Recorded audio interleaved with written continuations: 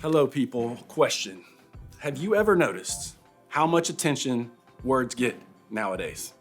Like, whether it's the words of a politician, did you hear what he or she said? It's the TikToks of a celebrity, the comments of an athlete, or the words someone said in the hallway at school right before they got in trouble, or right before that fight broke out. Whatever the context might be, words are a very big deal. But why is this? I mean, shouldn't we all just lighten up and not take words so seriously? I mean, after all, we have the freedom to say anything we want for the most part, at least depending on where we live. Plus, haven't we all been taught that one line about sticks and stones? How, they can break my bones, but words will never hurt me. You ever heard that? No. Okay. Well, from the time we were little kids, we were taught that no matter what words are used against us, they cannot hurt us, or maybe they should not hurt us. But if this is true, then why do words still hurt sometimes? At least I know that's been true in my own life. And I'll never forget one quiz I took in Spanish class. Now, it's important to mention that I was a selectively good student, meaning that I wound up with okay grades, but didn't give school the effort or energy it deserved. Anyway, I was in Spanish class one day, and we were in the middle of taking a quiz. Nobody likes a Spanish quiz, right? I wound up finishing mine before some of the rest of the class, and I started doing what I do best, talking. So I'm just talking to my friends that sat around me, people who were done with their quiz as well. And we weren't supposed to be talking, but I figured that if, I whispered, we could get away with it. There's just one problem. I'm not like a good whisperer, okay? I'm a loud human being. And it's just a quiz. It's not like we're taking an exam to determine our fate in Spanish class. Well, according to one of my classmates who was actually interested in getting a good score on this quiz, my talking was apparently frowned upon. So this person did the classic shh move. See, I don't like that, but I wasn't gonna let it faze me. I had to keep talking because we're engaged in a conversation at this point. So I kept talking and this person did it again, shh. At this point, I'm like, no, okay? If the teacher isn't sending me out of this classroom, you don't get to tell me what to do. But this is probably when I pushed this person to their limit. I guess my talking voice was a bit distracting in a quiz environment. So this person finally snapped and said, bro, stop, you're so annoying. And that's it. Doesn't seem like a big deal. At this stage of my life right now, I would probably say, you know what, you're totally right. I should be quiet. But I will never forget how I felt in that moment. And I'm not sure why, but I think that person could have picked a lot of other words and it would have hit me differently. But annoying was something I never wanted to be. I wanted to be liked or funny or cool or athletic, but annoying, I really didn't want to jive with that. Like, I can't remember if I had been labeled that when I was younger or that's what my older sisters called me, but that moment brought up all sorts of feelings that I didn't want to face. I realized in that moment that the word annoying, it had some type of strange, weird power in my life, and that moment hurt me really, really bad. In fact, that word stuck with me for a long time. It's like for years, like the word annoying, anytime I heard it, like I would get super defensive about it. I was so self-conscious about what everyone around me thought and might have said. I have even locked up in conversations because I'm insecure about being perceived as annoying. Does this person think I'm being annoying right now? At times, it's actually kept me from showing people my full self because I don't want to be annoying. I don't want to talk your ear off. I don't want to get on your nerves. How can a simple word wind up sticking with a person for years of their life? Well, it's because the reality is words can hurt you. Now, maybe you've been hurt by words far worse than that, not even that big of a deal. Maybe it's not the same exact thing as my story, but deep down there are words that were said to you or about you that bring up all sorts of feelings that you don't necessarily enjoy. And how is this even possible? I mean, seriously, we're talking about words. They aren't living, breathing threats. They are simply words. They cannot physically harm you. They cannot chase you down and beat you up. And some of them don't even have the same meanings in different parts of the world.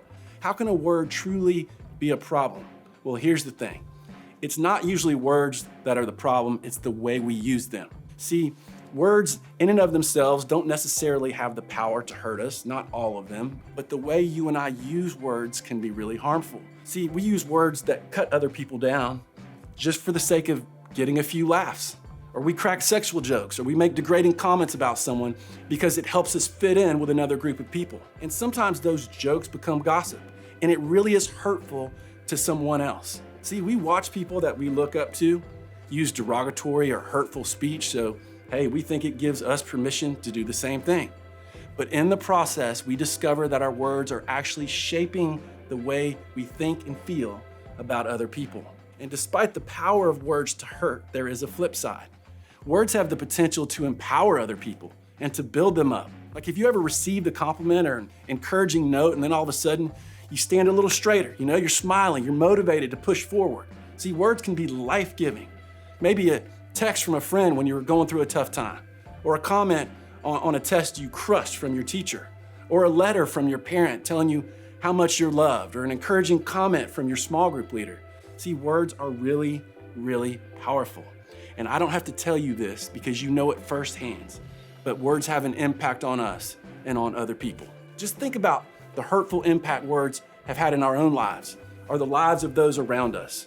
Words have started conflicts among entire countries. Words have started wars. Words have hurt a lot of feelings. Words have ruined reputations of people. Words have destroyed opportunities for people, gotten people fired. Words have ended relationships in devastating ways.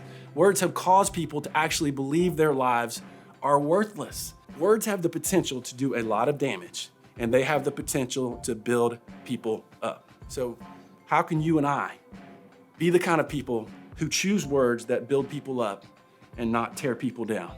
Well, believe it or not, this isn't just a modern day issue. In fact, 2,000 years ago, the damage being done by words still real. Like even without the advancement of social media and TV, YouTube, voice amplification or whatever, words were still powerful back in the day. So much so that some of them have survived for thousands of years for us to read today. And what we're going to look at are the written words of this guy named James. Now, James was the brother of Jesus, who is the central person in the Christian faith.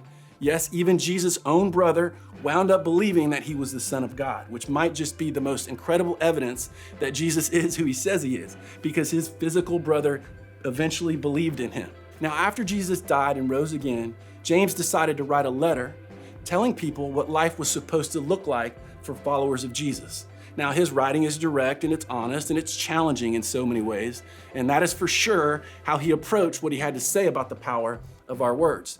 And he starts by using the example of the horse being controlled by the bit in its mouth and a large ship being directed by a small rudder, okay? Now, he just equates this to the power of our tongues. They are such a small part of our bodies, but have the potential to do a lot of damage to our lives and to others. It's like our phones. We carry them with us all the time. They aren't very big, yet they have so much power, okay? And then he goes in on his point. And among all the parts of the body, the tongue is a flame of fire. It is a whole world of wickedness, corrupting your entire body.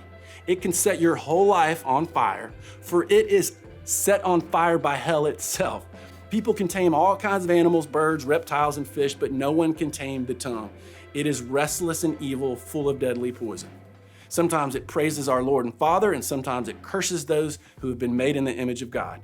And so blessings and cursing come pouring out of the same mouth. Surely, my brothers and sisters, this is not right. Wow, like James, like that's intense. I mean, this is a bit dramatic, right? I know words are important, but all this talk about setting fires and cursing other people, don't we just need to chill a little bit? And I think James actually meant what he said. Yes, it seems a bit over the top, but maybe it's that way because James wanted us to clearly understand how important and how powerful our words are. James wanted his readers to know for sure, okay, don't miss this, that words are a really powerful weapon. They have the power to destroy things, and they have the power to restore things. They have the power to build up, and to tear other people down. They have the power to start a fight and to relieve a tension. They can cause a person to feel like trash or help someone feel like $1,000,000. Okay, so we get it, right? Words matter. Don't think anybody would disagree with that. But James doesn't necessarily make a very hopeful case. I mean, he literally says that no one can tame the tongue. So does this mean that we're just gonna hurt a lot of people with the use of our words? Does this mean that there's no hope to actually be different than most of the world around us when it comes to what we say? Does it mean that we just have to accept the reality that we'll never get our words right and instead we're just gonna do a lot of damage? I mean, after all, we know it seems impossible to fully control our words. We have all said things we wish we wouldn't have said. We've all regretted things that flew out of our mouths before we could take control. We've all said things that we thought we didn't mean to realize the words might just be a glimpse at an emotion hiding deep inside of us. You and I are not powerful enough to completely overpower our own tongues and our own words. So, do we just accept this as our sad reality? No. See, you and I cannot control the power of our words on our own. But we don't have to try to get this right all by ourselves. See, James knew that words were powerful, but he also knew that we could give control to someone more powerful than even our words. One of James' ancestors, a guy named David, a former king of Israel, wrote about a solution to the tongue's power years before James even warned us about it. David wrote in something he cried out to God that might also be the solution to the problem we're talking about today. David said, "Take control of what I say, O Lord, and guard my lips." This simple sentence, it has significant impact for you and I today. See, David understood something about the power of words. He knew that in order to get what came out of his mouth right, he needed to let go of control. See, the same is true for you and I today.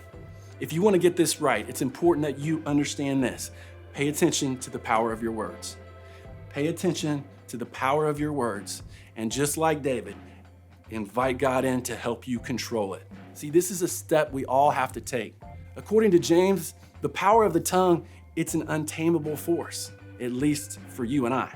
But to God, it's just another way he shows how powerful he really is. God wants us to pay attention to the power of our words and the ways in which we use them, and he will give us everything we need to do this.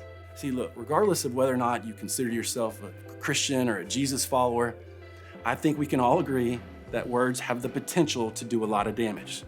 So what if God is the key to you and I being able to use the power of our words for something other than hurting people?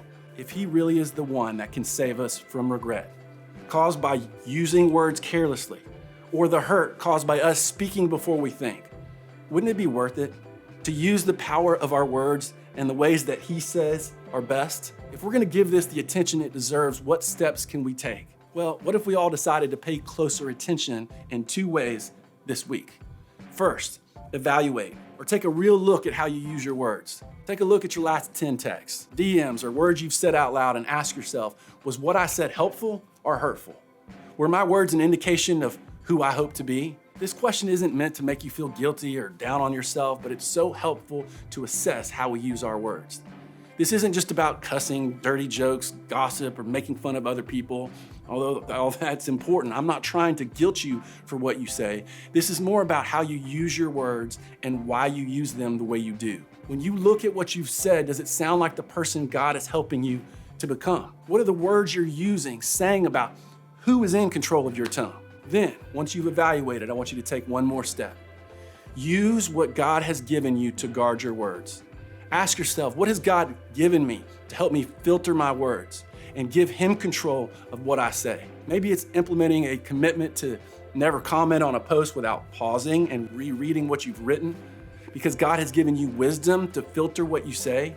Maybe it's deciding to run communication with certain people by your small group leaders first, because God has given you people to help you process.